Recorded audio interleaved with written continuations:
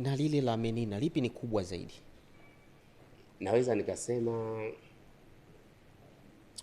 hili la Menina nafikiri lilinichafua zaidi. Kitu unaweza kufanya, huwezi kuongea kitu kwa jamii. Nilikuwa siwezi kuprove kwa jamii mpaka mahakama iprove, kwa sababu watu wanaona naye kwenye kazi, then suddenly watu wanakutana na tukio hili, then suddenly wanaona interview yake anayofanya media tour, analia, anakinituhumu mimi.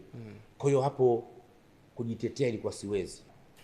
Ukidhamiria kumpoteza mtu kitu ambacho hajafanya, kwa imani yangu huwa lazima virudi. Na sitaki kuhukumu labda alichokipitia pale baada ya hukumu ni laana yangu. Sitaki kuamini hilo.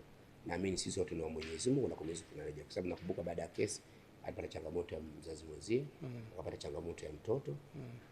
Siamini huko. Moja kati ya kitu ambacho kinirudisha nyuma ni ile. Nilikosa deal ya milioni 100 those days.